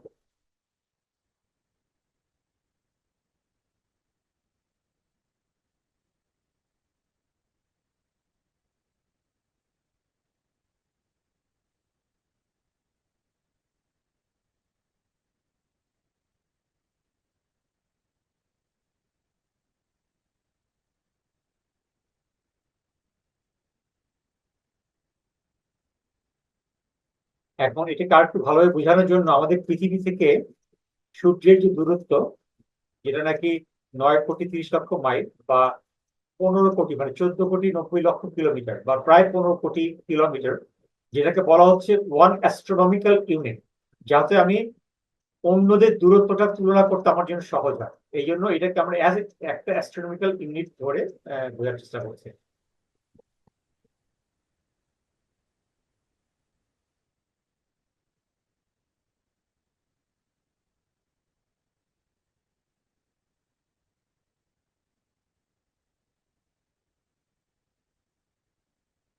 এটা আমি আলোর গতিতে সেকেন্ডে 3 লক্ষ কিলোমিটার, সেইটার সাথে তুলনা করা হচ্ছে।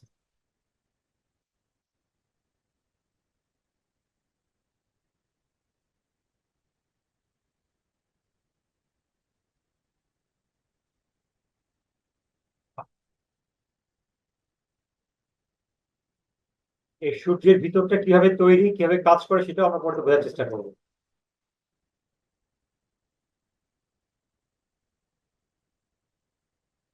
আমাদের পরেই রয়েছে মার্স বা মঙ্গল গ্রহ, আমরা যেটা মঙ্গল গ্রহ বলে থাকি, যেটা নাকি প্রায় 5 কোটি 5.5 কোটি কিলোমিটার দূরে।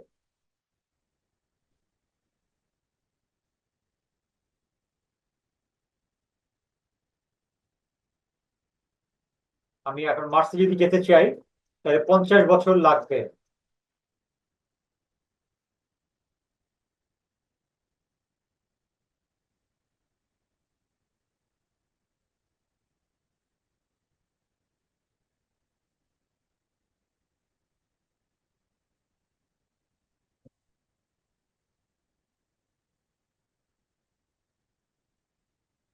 আমরা লাস্টে আমাদের সোলার সিস্টেমের শেষের যে প্ল্যানেট গ্রহটা আছে এটা নেপচুন, যেটার প্রায় 4 কোটি কিলোমিটার দূরে, 4.5 কোটি কিলোমিটার দূরে। তারপর একটা ভ্যাকিউম রয়েছে।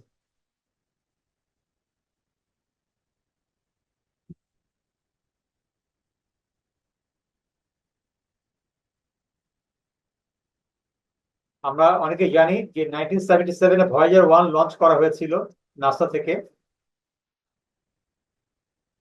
সেটা এখনো কিন্তু যাচ্ছে এবং আমাদের এই সৌরজগতের বাহিরে চলে গেছে। এটা এ, মানুষের তৈরি একমাত্র অবজেক্ট সবচেয়ে দূরে অবস্থান করছে ভয়েজার 1।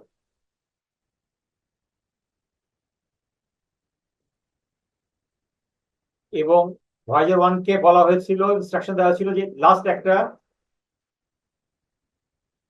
ভয়েজার 1 যখন আমাদের সৌরজগতের যে পরিধি, লাস্টে যে প্লুটোর কথা বললাম, তারপরে একটা কেপলার বেল্ট আছে, এই পরিধি যখন ক্রস করে এই প্রায় গত 50 বছরে যখন বাহিরে চলে যাচ্ছিল, তখন ভয়েজার 1-কে একটা ইনস্ট্রাকশন দেওয়া হয় একটা ছবি তোলার জন্য, আমাদের পৃথিবীর একটা ছবি তোলার জন্য। আপনারা এখানে একটা ডট চিহ্ন দেখতে পাচ্ছেন। এই ডটটা হলো আমাদের পৃথিবী। নাসারা এই নাসার বিজ্ঞানীরা এই ডটের নাম দেওয়া হয় পেল ব্লু ডট, মানে একটা তরুণ একটা ছোট্ট ডট। এটাই আমাদের পৃথিবী, যে পৃথিবীতে আমরা বসবাস করে নিজেদের কত চ্যাম্পিয়ন মনে করি, অথচ এটা জাস্ট আমাদের সৌরজগতের বাহিরে গিয়ে তোলা ছবি। এমন না যে অনেক দূরে, অনেক আরো দূরে অবস্থিত কোনো তারা থেকে তোলা ছবি। এইটা চিন্তা করলে বোঝা যায় যে আমাদের পৃথিবীটা কত ছোট, আমরা কত ক্ষুদ্র, এবং আমাদের আসলে যে আমরা তো বড়াই করি নিজেদেরকে নিয়ে, যে তা কোনোভাবেই করা উচিত না, সেটা আসলে বোঝা যায়। আমরা আরেকটু বাইরের দিকে যাই।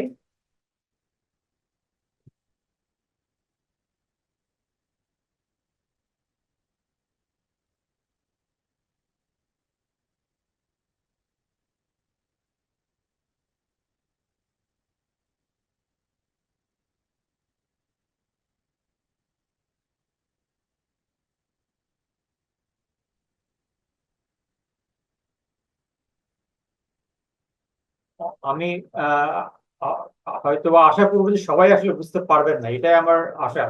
কারণ এটা আসলে অনেক কঠিন জিনিস। তারপর একটা স্বাভাবিক ধারণা নাও, একটু বোঝার চেষ্টা করা। হ্যাঁ, কেউ মন খারাপ করার কিছু নাই, আসলে আমরা এই জিনিসগুলো অল্প পরিসরে ধীরে ধীরে সামনের দিকে বোঝার চেষ্টা করি।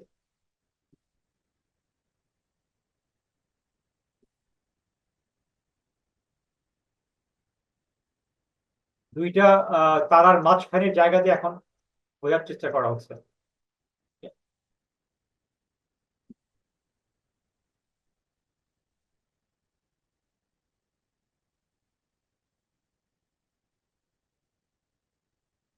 যখন আমি আমাদের সোলার সিস্টেম বের হয়ে বাইরে চলে যাচ্ছি, আলোর গতিতে যাচ্ছি কিন্তু সেকেন্ডে 3 লক্ষ কিলোমিটার দূরে।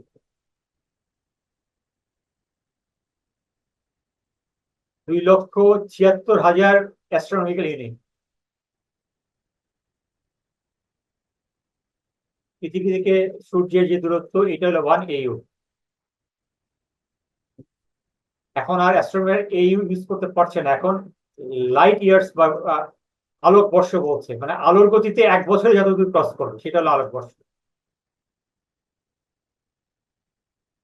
তাহলে আলফা সেঞ্চুরি, যেটা সবচেয়ে কাছের তারা, আমরা আমরা রাতের তারার দিকে যে তারাটা একটু দেখতে পাই, সবচেয়ে কাছের যে তারাটা, এটার নাম আলফা সেঞ্চুরি। এখানে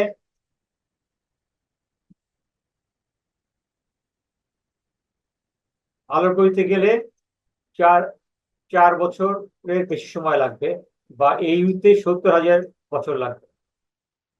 আমাদের যে আমরা গ্যালাক্সিতে আছি, এটার নাম মিল্কি ওয়ে গ্যালাক্সি। এখানে প্রায় 25 থেকে 30 হাজার কোটি এর বেশি তারা রয়েছে। 25 থেকে 30 হাজার কোটিরও বেশি তারা রয়েছে আমাদের মিল্কি ওয়ে গ্যালাক্সিতে।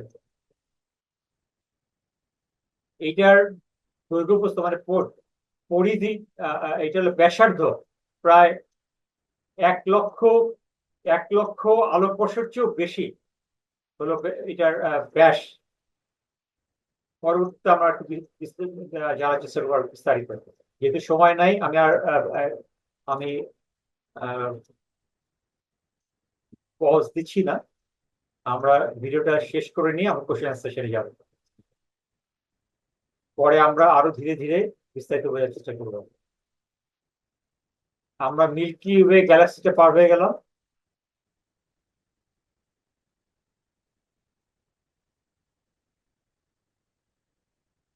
এইটা এইটা লোকাল গ্রুপ যে গ্যালাক্সি কমপ্লেক্স রয়েছে, এইটার একটা অংশ আমাদের মিল্কি ওয়ে গ্যালাক্সি, যেখানে কি 50টা এরকম মিল্কি ওয়ে গ্যালাক্সি রয়েছে।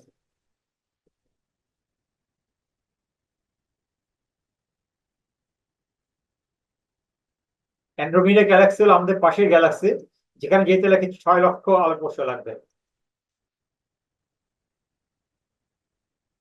10 মিলিয়ন ইয়ার্স হলো এইটার পরিধি, এই লোকাল গ্রুপ যে আমাদের গ্যালাক্সি যে একসঙ্গে আছে এটার পরিধি।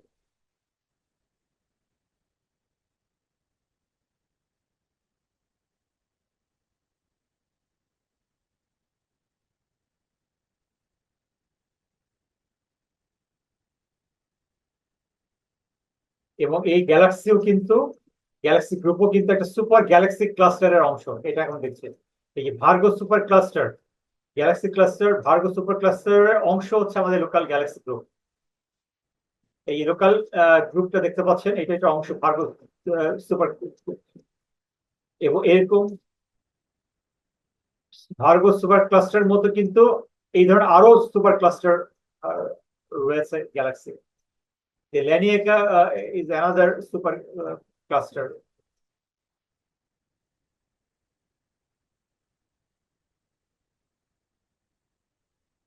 Laniakea super cluster আরো big, যেটা নাকি 500 মিলিয়ন লাইট ইয়ার্স গ্র্যান্ড স্কেলে।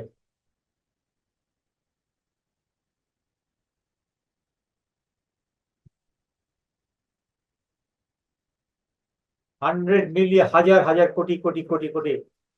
আমাদের পৃথিবী যে পরিমাণ বালু রয়েছে, তার চেয়েও বেশি পরিমাণ তারা রয়েছে আমাদের অবজারভেবল ইউনিভার্স, চিন্তাই করা যায়। আবার এই লানিয়াকা সুপার ক্লাস্টার কিন্তু আবার অ্যাট্রাক্টরের পার্ট, যেটা নাকি সূরা তারিখে বর্ণনা করা হয়েছে অ্যাট্রাক্টর হিসাবে, যে আমরা উজ্জ্বল যে তারা দেখতে পাই, অ্যাট্রাক্টর।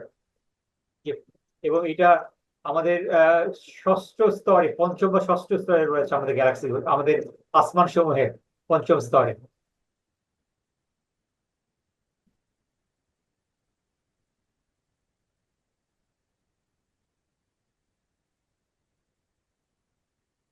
এটাকে লেয়ার ওয়াইজ দেখা, একটা করে লেয়ার পার হয়ে যাচ্ছে দেখানো হচ্ছে, যেটা আমরা পরবর্তীতে আরো প্লিজ জানার চেষ্টা করব। এই জিনিসটা একটু খেয়াল করেন যে এখানে 93 বিলিয়ন লাইট ইয়ার্স বলা হলো, যে 9,300 কোটি আলোকবর্ষ। মানে আমি যদি আলোর গতিতে রওনা দেই, অবজারভেবল ইউনিভার্স, যেমন যে ইউনিভার্সটা নাসার বিজ্ঞানীরা দেখতে পাচ্ছে, লাস্ট তারাটা দেখতে পাচ্ছে, সেই তারায় পৌঁছাইতে লাগবে 9,300 কোটি আলোকবর্ষ। এবং লাস্টের তারাটা আলোর চেয়েও বেশি গতিবেগে কিন্তু বাইরের দিকে ছুটে চলে যাচ্ছে। তার মানে এটা কিন্তু শেষ না। তো তাহলে এটা কিন্তু অবজারভেবল ইউনিভার্স, এবং অবজারভেবল ইউনিভার্সটা হচ্ছে 4% অফ দ্য টোটাল ইউনিভার্স। এবং অবজারভেবল ইউনিভার্সটা হচ্ছে, এটা কিন্তু আমরা শেষ করতে পারছি না। এবং আর্টসটা না জানি কত বড়, এগুলো যোগ করলে হচ্ছে বেশি বেশি হচ্ছে আর্টসের। তো যদি দেখো, খেয়াল করেন লাস্টে যে কথাটা বলা হচ্ছে,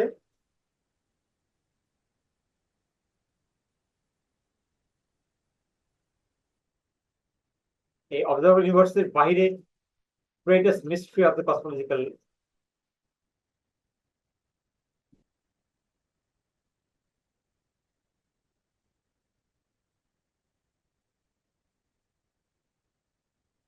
তো true science of the observable universe আসলে কখনোই পাওয়া সম্ভব। কারণ হচ্ছে যে ইউনিভার্সের লাস্টের তারা গ্যালাক্সি গুলো কিন্তু কন্টিনিউয়াসলি আলোর চেয়েও বেশি গতিবেগে বাহিরে চলে যাচ্ছে, যা নাকি কোরআনে বর্ণিত হয়েছে। So it is not possible to really find out. তো আমি এটার সঙ্গে শেষ করছি এই, এবং আমি জানতে চাচ্ছি যে আপনাদের, আমি আহ, আজকের ক্লাসের লাস্টের দিকে চলে আসলাম, যেহেতু 10টা বেজে গেছে। আমি যে জায়গায় ক্লাসের স্লাইড কোর্স শেষ করেছি, সেখান থেকে আমি পরের ক্লাসগুলো, পরের ক্লাসটা শুরু করব। আহ, আমি কোশ্চেন অ্যান্ড আনসারে আপনাদের যদি কোনো কোয়েশ্চেন থাকে বলতে পারেন, তারপরে আমি একটু কনক্লুসিভ দু একটা কথা বলবো লাস্ট। কারো কোনো প্রশ্ন বা জানা আছে, একটু কাইন্ডলি যদি আসসালামু বলেন আলাইকুম স্যার। প্লিজ। স্যার মানে এই অবজারভার অবজারভার ইউনিভার্সের মধ্যে আমরা তো মানে সাত আসমান যেটা আছে, তো এটা কি প্রথম আসমান পর্যন্তই মানে এটা সীমাটা, মানে দ্বিতীয় আসমান পর্যন্ত কি মানে যাওয়া গিয়েছে কিনা, মানে এটা কি বিজ্ঞানের পক্ষে কি পৌঁছানো সম্ভব হয়েছে কিনা? গুড। সাদিয়া আপাই বলি, আমি আর সবাইকে আপাই বলি এখানে, যেহেতু দেখতে পাচ্ছি না, সবাইকে আমি আপা বলে সম্বোধন করি। ভেরি গুড কোয়েশ্চেন সাদিয়া আপা। আহ, প্রথম কথা হচ্ছে যে আমি পরবর্তী আমার একটা ক্লাসই আছে, যেখানে আমি এই সাত আসমানগুলো বর্তমানের বিজ্ঞানের আলোকে আমি যে আসমানগুলো বোঝার চেষ্টা করি, সেখানে আমি আপনাদেরকে বুঝাবো যে ওয়ালাকাদ যায়্যানা সামা দুনিয়া বিমাসাবিহা, আল্লাহ নিকটতম আসমানকে কিছু জিনিস দিয়ে তৈরি করেছেন, যেটা প্রথম আসমানের ইন্ডিকেশন দেওয়া আছে। সেখানে আসলে কি কি আছে সেটা আমি বলার চেষ্টা করবো। দ্বিতীয় আসমানে কি কি আছে, এটা আসলে আহ, আমরা আমরা যে যে জায়গায় অবস্থান করছি বর্তমানে, সেটা হচ্ছে পৃথিবী। আর শুরুতে যে যে জিনিসটা দেখানো হলো ভিডিওর মধ্যে, যেটা নাকি আমাদের যে সোলার সিস্টেম যেটা আছে সেটার অংশ। এবং এই সোলার সিস্টেমটা হচ্ছে আমাদের যে মিল্কি ওয়ে যে গ্যালাক্সির অংশ। এবং গ্যালাক্সিটা যে এই সমস্ত ইউনিভার্সে যে লেয়ার গুলো আছে, আমি লেয়ার গুলো পরবর্তী বিশ্লেষণ করবো, প্রথম আসমান, দ্বিতীয় আসমান, তৃতীয় আসমান, চতুর্থ আসমান, সপ্তম আসমান। আমি যদি বলি যে ওই নাসা যেতে পেরে গেছে না, যেতে পেরেছে কিনা, আপনার যে কোয়েশ্চেনটা, ডেফিনেটলি যেতে পেরেছে। হয়তোবা ফিজিক্যালি যেতে পারে নাই, ফিজিক্যালি যেতে পেরেছে ওই যে ভয়েজারের কথা যেটা বললাম, এই যে ইন্টার গ্যালাকটিক স্পেসে আছে, মানে আমাদের সৌরজগৎ, এটার বাহিরে যে প্রথম যে তারাটা আছে প্রক্সিমা সেঞ্চুরি, এইটার মাঝামাঝি অবস্থান করছে। তো ফিজিক্যালি এই জায়গাটাতে আমাদের বিজ্ঞানীরা তাদের অবস্থানটা করতে পেরেছে। বাট এই যে জেমস ওয়েব টেলিস্কোপ বা হাবলস টেলিস্কোপের মাধ্যমে দেয়ার আর সাম সাইন্টিফিক ওয়েজ, যেটার মাধ্যমে এই সব যে লাস্টে যে তারাটা বের হয়ে যাচ্ছে 9300 কোটি আলোকবর্ষ দূরে, সেটাও নাসার টেলিস্কোপের মাধ্যমে অবজার্ভ করা সম্ভব হচ্ছে। তার মানে দাঁড়াচ্ছে যে আমরা শেষটাও অবজার্ভ করতে পারছি। এটা এই জন্যই বলা হচ্ছে অবজারভেবল ইউনিভার্স, যেটা অবজার্ভ করতে বিজ্ঞানীরা পারছে, এই জন্যই এটার নাম অবজারভেবল ইউনিভার্স। এবং যেটা অবজার্ভ করতে পারছে না, বিজ্ঞানীরা ধারণা করছে এটা না জানি কত বড়। এবং বিজ্ঞানীরা বলছে যে জিনিসগুলো অবজার্ভ করতে পারছে না, সেইটা সম্ভবত, আমরা যেটা অবজার্ভ করতে পারছি এটা সম্ভবত মোটামুটি হবে 4%, আর 96% প্রবাবলি আনঅবজার্ভ, এই ধরনের একটা ধারণা করছে। তো এই জিনিসগুলো ধীরে ধীরে আরো ক্লিয়ার হবে। আমি কি বুঝাইতে পারলাম সাদিয়া আপা? জি sir, thank you so much. So nice, thank you very much. আর কেউ যদি কিছু বলতে চান, কারো কোনো কোয়েশ্চেন আছে, আচ্ছা, প্লিজ। আসসালামু আলাইকুম স্যার। স্যার ওয়ালাইকুম আসসালাম। স্যার ধন্যবাদ স্যার একটি সুন্দর ক্লাস নেওয়ার জন্য স্যার। স্যার আমার একটি প্রশ্ন ছিল স্যার। এটা স্যার বেসিক্যালি স্যার সূরা রহমানের স্যার 33 নম্বর আয়াতে স্যার আল্লাহ তাআলা বলছেন স্যার যে হে জিন ও মানব জাতি, তোমরা যদি আল্লাহ ও পৃথিবীর সীমানা অতিক্রম করতে পারো তাহলে অতিক্রম করো, কিন্তু আল্লাহর প্রমাণপত্র ছাড়া তোমরা তা অতিক্রম করতে পারবে না। স্যার এই আয়াতটা যদি স্যার এই ক্লাস অথবা পরের ক্লাসে যদি স্যার আপনি একটু একটু যদি স্যার আয়াতটা বিষয়ে আল্লাহ তাআলা যে সীমানার কথা বলছেন স্যার, এই সীমানাটা কি স্যার মানে আহ, আমরা আজকের যে সীমানা পর্যন্ত ডিসকাস করলাম, আমি যদি মানে আমার আগের যিনি প্রশ্নটি করলেন স্যার, ওটার সাথে অনেকটা সামঞ্জস্যপূর্ণ স্যার। এখানে আল্লাহ তাআলা বলছেন যে আমরা তাহলে অতিক্রম করতে যদি চাও তাহলে করো করো, কিন্তু আল্লাহর প্রমাণপত্র ছাড়া অতিক্রম করতে পারবে না। তার মানে কি স্যার আমরা কখনো করতে পারবো? আল্লাহ তাআলা কি এরকম কোনো ইঙ্গিত করছেন কিনা স্যার? যে আলী আসসালামু হাসান আলাইকুম স্যার। ভাই, থ্যাংক ইউ ভেরি মাচ। খুবই সুন্দর একটা কোয়েশ্চেন। আপনি যদি ভিডিওটা দেখে থাকেন এবং আমার ভিডিওর পরে যে কথাগুলো শুনে থাকেন, তাহলে নিশ্চয়ই বুঝতে পারবেন যে আসলে আর আপনি আয়াতুল কুরসি যে আয়াতটা বলেছেন, যেটা আমরা সবাই জানি, যে আসলে ততটুকুই আয়ত্ত করতে পারবো যতটুকু আল্লাহ আমাদেরকে অনুমতি দিবেন। তো হয়তো বা অনুমতি ওইটুকুই দিয়েছেন যে 9300 কোটি আলোকবর্ষ পর্যন্ত আমরা হয়তো দেখতে পাচ্ছি, যেটা বিজ্ঞানীরা বলছে এটা মাত্র 4%, আর 96% আনঅবজার্ভ। তার মানে এই আল্লাহ যে কথাটা এই 33 নম্বর আয়াত আপনি যেটা বললেন, সেটার সাথে কিন্তু মিলেও যাচ্ছে। তার মানে আসলে আমরা সেটা পারবো না, এবং কি পরিমাণ পারবো না সেটাও আমরা বুঝতে পারছি। আজ থেকে 100 বছর আগে যদি বলতাম যে আমি তো আল্লাহ বিশাল, এইটুকু বুঝে ফেললাম, কিন্তু আল্লাহ কত বিশাল আজকের এই আবিষ্কারের সাথে যদি মিলিয়ে না বোঝার চেষ্টা করি, তাহলে কিন্তু সেই বিশালতা বুঝতে পারবো না। আমার আল্লাহ যে কত মহান, কত শ্রেষ্ঠ, হ্যাঁ, আমি যতটুকু চিন্তাও করতে পারি না, তার চেয়েও বেশি এই এলাকা জুড়ে তার মাহাত্ম্য এবং শ্রেষ্ঠত্ব। আপনি যদি খেয়াল করে থাকেন সূরা জুমা, হ্যাঁ, সাব্বাহা লিল্লাহি মা ফিস সামাওয়াতি ওয়া মা ফিল আরদিল মালিকিল কুদ্দুসিল আজিজিল হাকিম হুয়াল্লাযী বাআসা ফিল উম্মিনা রাসূলাম মিনহুম ইয়াতলু আলাইহিম আয়াতিহি ওয়া ইউযাক্কিহিম ওয়া ইউআল্লিমুহুমুল কিতাবা ওয়াল হিকমাতা ওয়া ইন কানু মিন ক্বাবলু লাফি দালালিন মুবিন। আমি যেটা বলতে চাচ্ছি, আল্লাহ প্রথম আয়াতে বলেছেন যে সাব্বাহা লিল্লাহি, সাবা মানে হলো সাঁতার কাটা, এবং আল্লাহর প্রশংসায় সাঁতার কাটা।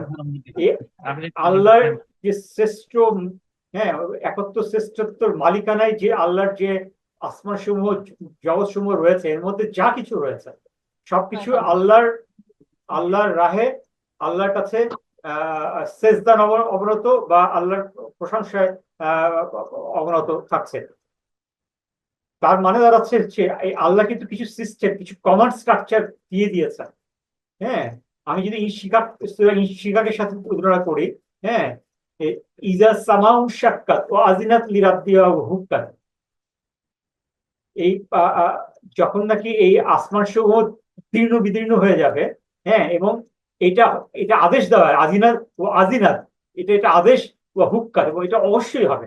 তার মানে সমস্ত কিছু আল্লাহর অর্ডার ফলো করছে, সিস্টেম ফলো করছে, প্রেজেন্টলি সবকিছু আল্লাহর গুণগান করছে। হ্যাঁ, হয়তো আমরা বুঝতে পারছি না। আমরা একসময় ভাবতাম যে গাছপালার জীবন নাই, কিন্তু আমরা এখন জানি যে গাছপালার জীবন রয়েছে। এবং আমি যে সূরা আর রহমান বলা আছে যে নাজমু ও শাজার ইয়াসজুদান, এই যে তারাসমূহ সেজদারত রয়েছে, গাছপালা সেজদারত রয়েছে। একসময় বুঝতাম না আমরা, এখন কিন্তু বুঝতে পারছি। তার মানে যে তারাটা 9300 কোটি আলোকবর্ষ দূরে আছে, সে কিন্তু আল্লাহর কমান্ড ফলো করছে, করেই কিন্তু আলোর চেয়ে বেশি গতিবেগে বাইরে চলে যাচ্ছে, এবং আল্লাহ বলছে বাইরে যাবে। এই জন্য আল্লাহকে বলা হচ্ছে নাসিয়ুন, যে এক্সপান্ডার। ফালা উকসিমু বিল খুন্নাস, এবং আল্লাহ কিন্তু এই ব্ল্যাক হোলের ইয়ে করছে, আল্লাহর সম্প্রসারণশীল যে তারাগুলো আছে সেটা শপথ করছে। সবকিছু কিন্তু এর মধ্যে চলে আসছে। তো আমি জানি না আমি বুঝাতে পারলাম কিনা আলী হাসান ভাই। স্যার স্যার ধন্যবাদ স্যার, আমি আমি বুঝতে পেরেছি স্যার। স্যার ধন্যবাদ স্যার। আসসালামু আলাইকুম স্যার। এবং আরো ইনশাল্লাহ বুঝতে পারবেন সামনের ক্লাসগুলোকে। আর কারো কোনো কোয়েশ্চেন আছে? এবং লাস্ট একটা কোয়েশ্চেন নিয়ে আমি কনক্লুডিং কথা বলবো, 10 মিনিট হয়ে গেছে।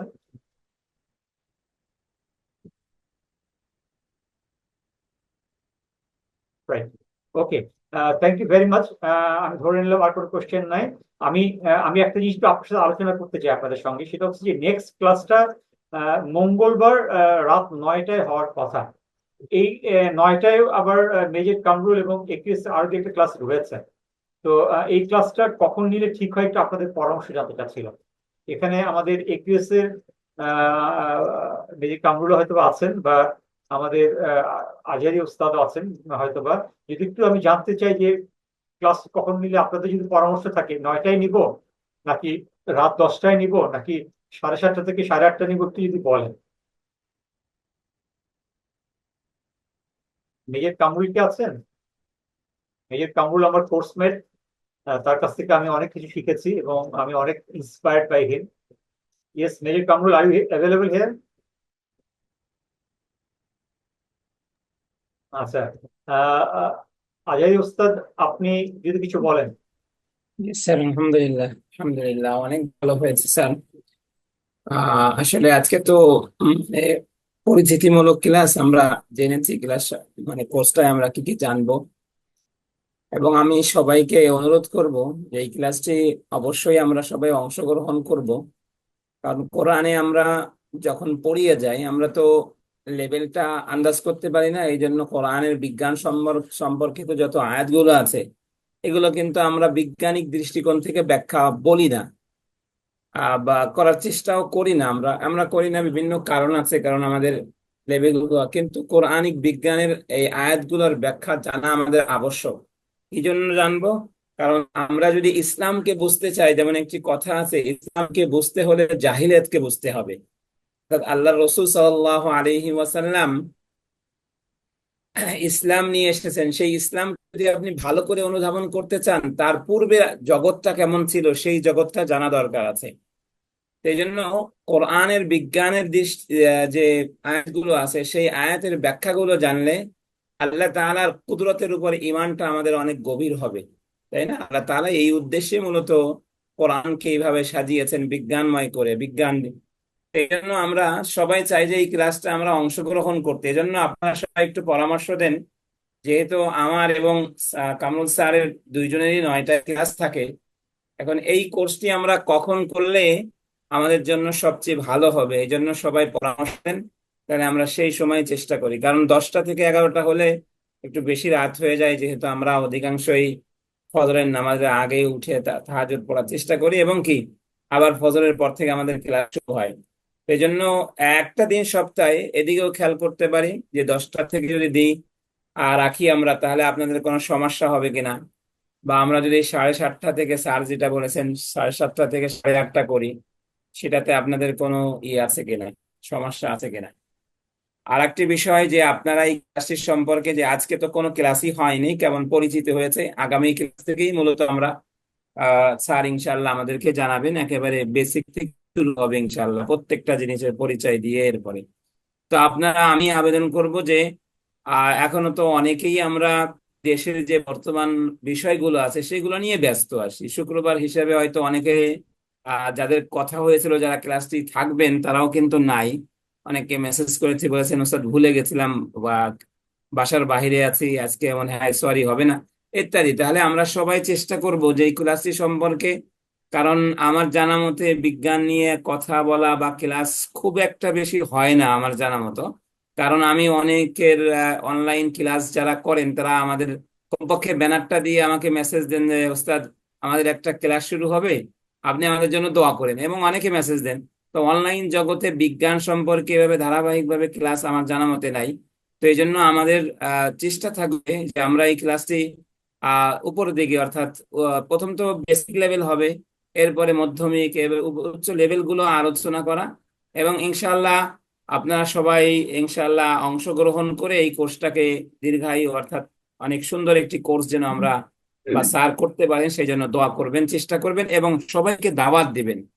কারণ আমরা যদি কোরআনিক বিজ্ঞানের, আমার কাছে অনেক বই আছে, আমি বারবার বলিও মাঝে মাঝে যে কিছু কিছু আলোচনা তো করা হয় যখন আয়াতগুলো আসে, কিন্তু অধিকাংশ আলোচনা কিন্তু আমরা হয়তো বিভিন্ন কারণে করি না। যে একদিন বলেছিলাম যে আমরা আসলে শাব্দিক অর্থ যখন আসবে, শাব্দিক অর্থ তর্জমা জানার পর এরপর একটা সময় ইনশাল্লাহ আমরা চেষ্টা করব কি, যে বিজ্ঞানে, বর্তমান বিজ্ঞানে এটা কোরআনের এই আয়াতগুলোর কি কি ব্যাখ্যা করেন, তাই না, বিজ্ঞানী, তাহলে কি হবে, আল্লাহর কুদরতের উপরে আমাদের ইমানটা আরো বৃদ্ধি হবে, আরো গভীর হবে, এবং আমাদের ইমানটা পাকাপোক্ত হবে। যে আমরা অনেক সময় বিভিন্ন সন্দেহজনক কথার বা বিভিন্ন বিষয়ে কি আমাদের ইমানটাকে হালকা করে ফেলি, দুর্বল করে ফেলি। তো এটা থেকে আমরা ইনশাআল্লাহ আস্তে আস্তে কি, কোরআনে তো অনেক বিষয়, তিবিয়ানান লিকুল্লি শাই, লিকুল্লি শাইইন দ্বারা ব্যাখ্যা হলো যত কিছু আছে পৃথিবীতে, পৃথিবীতে এমন অনেক কিছু আছে যা এখনো ঘটেনি, ভবিষ্যতে ঘটবে, সেই সব কিছু কোরআনে আছে। কিন্তু হয়তো সেদিন সেদিন আমি আর আপনি দুনিয়াতে থাকবো না, কিন্তু অন্য একটা কারণ। আজকের এই দুনিয়াটা কোরআনকে বোঝা অনেক সহজ করে দিয়েছে, তাই না? বিজ্ঞানের যত আয়াত একসময় হয়তো মানুষ এত ভালো করে কি করতে পারতো না, বুঝতে পারতো না, কিন্তু আজ তো আমরা বুঝতে পারি, কারণ স্যার যত কথা বললেন, এই যে আলোক বর্ষ, তারপরে এই দূরত্ব ইত্যাদি। তো এই বিষয়গুলো যখনই একজন মানুষ মেরাজের আলোচনা বুঝতে চেষ্টা করবেন, অবশ্যই স্যারের সিলেবাসের মধ্যে মেরাজের আলোচনার বিষয় আছে, তাহলে সেটা কিন্তু আরো অনুধাবন করতে পারবেন অনেক গভীর ভাবে, যে আল্লাহ তাআলার কুদরতে আল্লাহ তাআলা একটা দিনেই, তাই না, এক রাতের মধ্যে, যেখানে বাইতুল্লাহ থেকে বাইতুল মাকদাসে যেতে কয়েক মাস লাগতো, সেখান থেকে এই সব কিছু আল্লাহ তাআলা কুদরতে করেছেন, তাই না? আল্লাহ তাআলা কুদরত ছাড়া কিছু না। থ্যাংক এই ইউ জন্য স্যার, আমরা থ্যাংক ইউ সবাই ভেরি একটু মাচ। পরামর্শ দিয়ে আমাদেরকে ধন্য করুন যে আমরা কয়টার সময় ক্লাসটা চালু হলে ভালো হয়। থ্যাংক ইউ ভেরি মাচ আজের উস্তাদ। আমি এখানে 3-4 জনের টাইম দেখতে পাচ্ছি, 7:30 থেকে 8:30। এটার সংখ্যা আমি বেশি দেখতে পাচ্ছি আমার পাশে ইতে। 10টা থেকে একজন দিয়েছেন, আরেকজন 7:30 বা 7টা থেকে 8টা দিয়েছেন।